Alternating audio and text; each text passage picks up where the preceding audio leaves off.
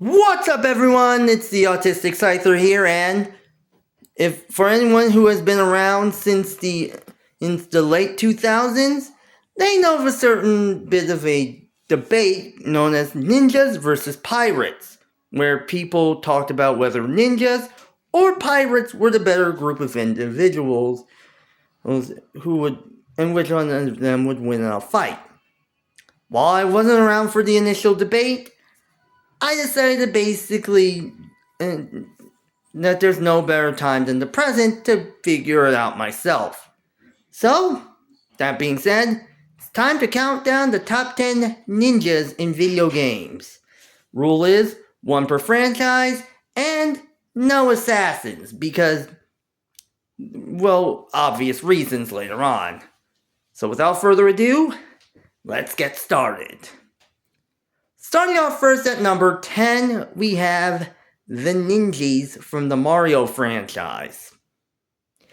And surprisingly enough, it's kind of interesting how the ninjas made an appearance within the franchise. Well, basically had an amazing resurgence in the franchise, with being playable in Mario Golf Super Rush, as well as and Super Mario Party Jamboree, as well as making their first ever 2D Mario appearance in Super Mario Bros. Wonder. But when you think about it, the ninjas have been around for a long time, ever since Super Mario Bros. 2, Doki Doki Mario. And honestly, they're kind of interesting to say the least, as they're just simple black-clad ninja enemies. But even with that, they've had some interesting appearances in other games. From Paper Mario, the original Paper Mario, where they were shown as the guardians for the Star Kids in Starborn Valley, to Paper Mario Sticker Star, where they're seen as an enemy in World 4. Basically, one of the hardest enemies there. They're basically having the ability to charge at and ram into Mario with intense speed, or essentially turning themselves into shurikens. And even with origami ninjas showing up as enemies in Paper Mario the Origami King in Shogun Studios. And honestly, kind of makes me wonder where we'll go for these guys since. That being said, the fact that they're this low on the list kind of makes some sense. But yeah, shows their newfound popularity. Really says a lot. Moving on next at number 9, we have Impa from the Legend of Zelda franchise. And in all fairness, I was going to originally choose Sheik from Legend of Zelda Ocarina of Time, since she was, for most of us, she's possibly the first time we ever saw a ninja, which really does say a lot in Zelda, for obvious reasons. However, that being said, I have to give props to the woman who taught Sheik how to become a ninja. And it's especially interesting since when you realize that Impa is largely seen as Zelda's main retainer. And while she's mostly seen as an old woman, more often than not, when she's seen as younger, we see the ninja influence full stop. Minus Ocarina of Time, where she basically looks like your standard castle soldier. But it's Skyward Sword when we see the younger Sheik, in compared to the older one in the main hub.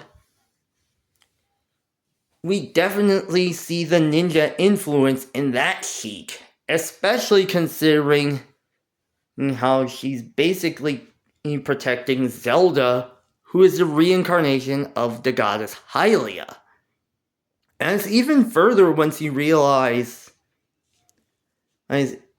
even further, we see those ninja tactics showing up in Hyrule Warriors, where she battles utilizing a naginata, which is the last thing you'd expect from a ninja, but still interesting to say the least. However, I gotta give props to the younger version of Impa from Hyrule Warriors Age of Calamity. While in Breath of the Wild we do see her as the chieftain of Kakariko Village, basically. But in all fairness, yeah, Hyrule Warriors Age of Calamity basically shows her full ninja skills puts her ninja skills on full display. With not only using a quote-unquote Naruto-style Shadow Clone Jutsu, but basically attacking with barrel bombs and flying attached to a kite. Which, honestly, if you already hadn't guessed, I haven't played Age of Calamity all that much, but, at all. But, yeah. Even with that, you gotta admit, Impa is one of the few characters who honestly shows a bit of a ninja, whose ninja style shows up very obviously, and you can easily see it in those appearances. And I gotta mention it anyway. Moving on next at number 8, we have Mai Shiranui from the King of Fighters franchise. Alright.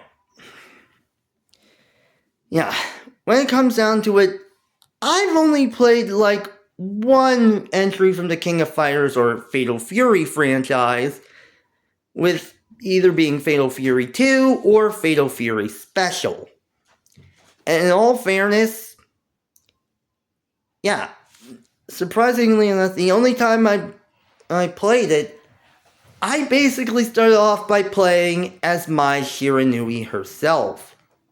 And while Sakurai basically mentioned how Mai wasn't in Smash because according to him, only good boys and girls get into Smash, which doesn't make sense, Mai Shiranui is still an interesting character.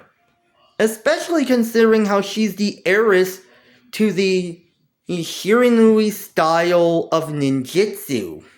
And she's one of the few who specializes in it alongside Andy Bogard.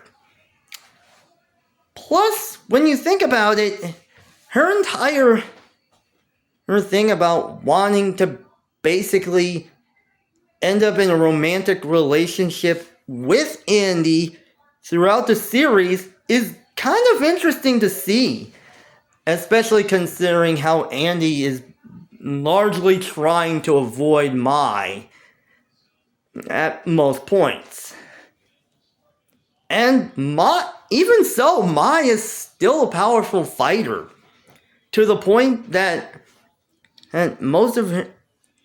she has her own specific fighting style, which is either fire abilities or either fighting using her standard fans. And even with that, the fact she's able to essentially match wits against certain characters from her own franchise, like Kyo or Iori or Chizuru, or even Rock Howard. I mean, heck, even crossing over into the Street Fighter franchise and facing off with the likes of Chun-Li really does say a lot. And even in Fatal Fury City of the Wolves, with her new appearance, yeah, honestly, if we do get a new Smash entry, there's a good chance City of the Wolves is going to have Sakurai's going to end up turning his attention to City of the Wolves. Just who knows. Moving on next at number 7, we have Kaze from Fire Emblem Fates. And for anyone who remembers when I mentioned about no assassins, yeah, that's because of Fire Emblem. And as assassins and ninjas are two different types of classes. Granted, if I had considered assassins, there's a good chance that the likes of characters like Jafar from Blazing Sword or Volk from the Tellius duology would have at least been considered. However, that being said, considering Fates, yeah, I had to choose one character from this game. And honestly, my best bet has to be Kaze. Naturally, because he's not only one of the first Hoshiden characters you ever come across, well, outside of that, dream in the prologue, as well as one of the few characters who ends up joining Corrin no matter which pathway you take.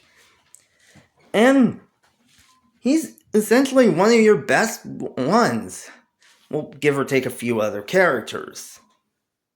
And considering how in Fates they introduced the shuriken or dagger class of weapons, yeah, Kaze makes the best bet of all of them. Even gaining access to swords when he becomes a master ninja, which definitely fits for him.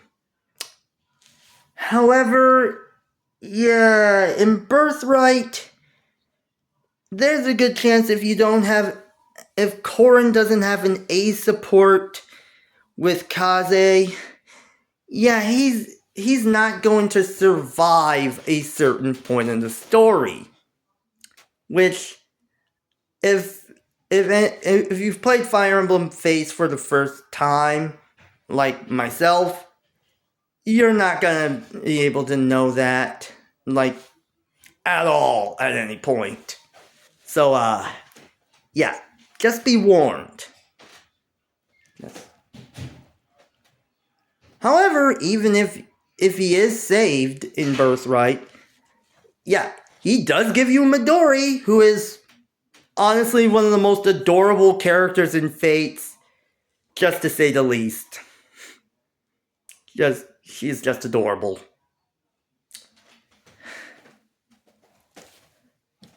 Moving on next at number 6, we have Shina Fujibayashi from Tales of Symphonia.